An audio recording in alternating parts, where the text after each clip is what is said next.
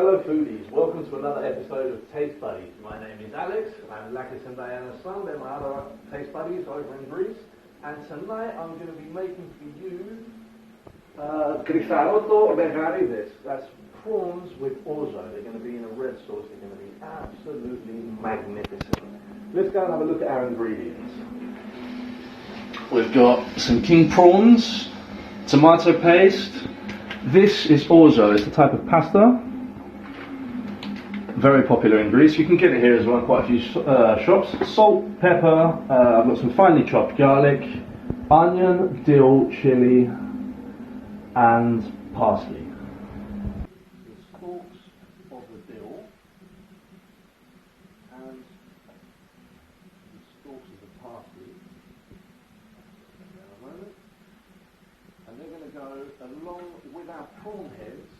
They're going to go into some boiling water that I've got here making the stock. So they're going to go in, and then one by one, just take the heads off the prawns, and then they go. Right guys, you need to be here to smell the aroma coming out of this pot with the stock now. So the prawn heads are boiling away lovely with the herb stalks.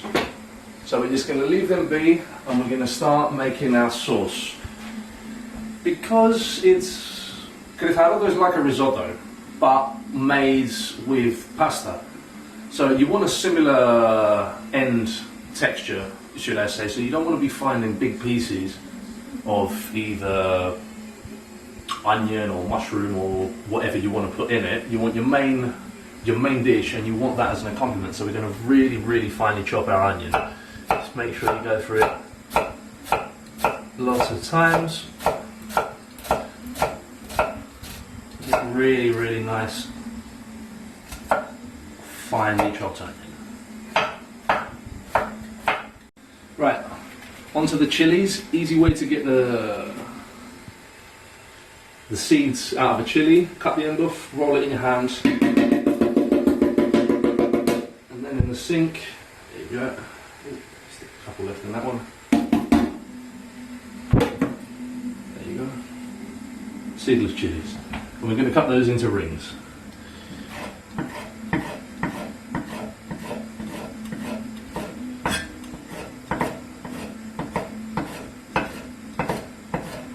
It's the only ingredient we want to have a little bit of volume in there other than the actual prawn, which is the reason why I'm using just ordinary Dutch red chilies, not very hot, not an overpowering flavour either, because we are dealing with quite delicate flavours. We just want a little bit of background heat with just the extra splash of colour here, there and everywhere. Sorry, but when we cook seafood, the glove of ouzo, absolutely fabulous. Right, so now we're going to saute all these to start making our sauce. So we're going to make it all in a casserole. We're going to go in with a generous glug of olive oil, extra virgin olive oil, and then in with our garlic, chilies and onion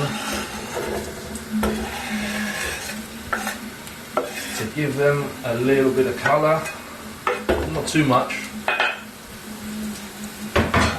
There we go. Right, yeah, we're just going to saute these for a couple of minutes until we start putting it all together. Might I add that to make Kritharo, because unlike a traditional risotto where you want to release all the starch from the actual rice, you don't want that with Kritharo, otherwise it becomes gloopy and stodgy. So you treat it like you just be making any rice really. Try and stir it as least as possible, so it doesn't become gloopy, which is why it's always good to use a non-stick cooking vessel. Next into the pan, some tomato paste.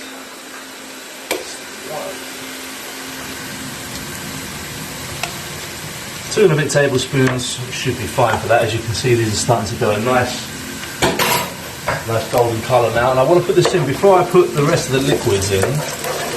Literally just lightly toast the tomato paste to bring out all its aromas. Break it up into there. Saute that a bit in the oil.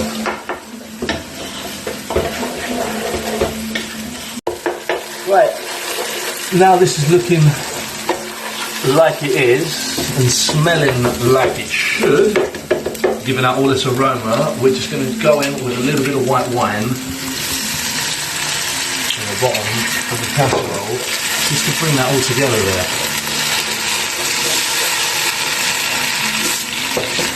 Bring it all into one.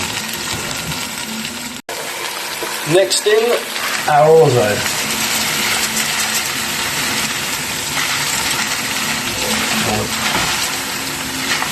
Too much. It doesn't expand as much as rice, but it still expands a fair bit.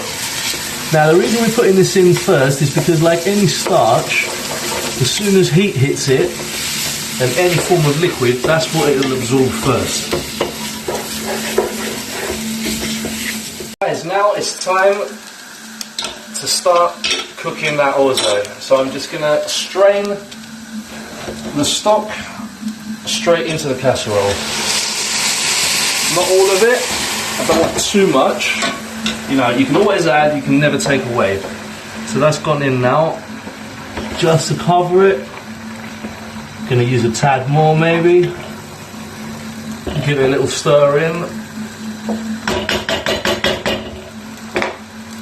Okay. So now our stock's in.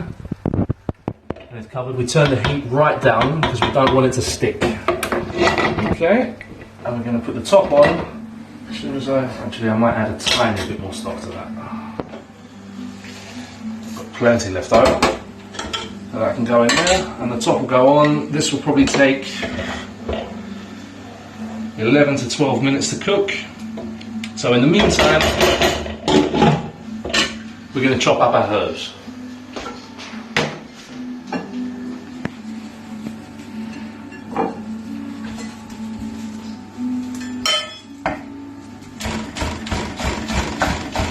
Right, ladies and gents, now our orzo is literally about 2 minutes off being ready, so it's time to put all the prawns in.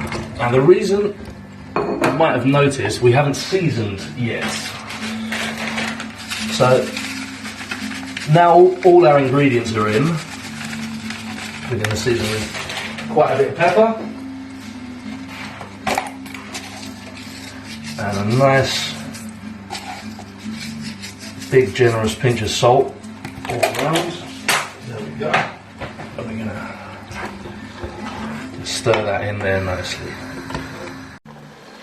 Okay, here we are. Top's off, that's been in there.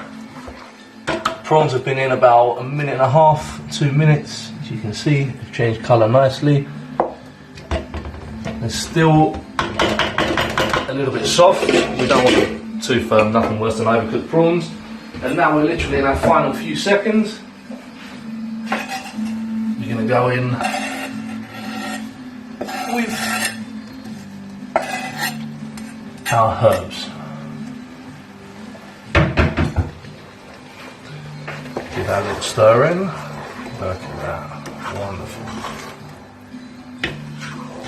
And it smells amazing.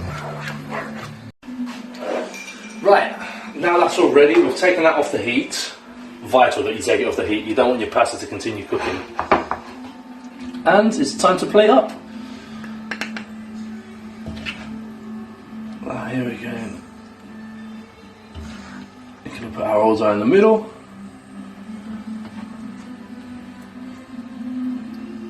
Look at that. Lovely.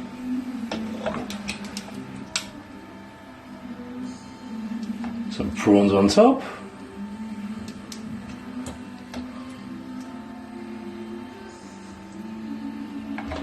Look at those.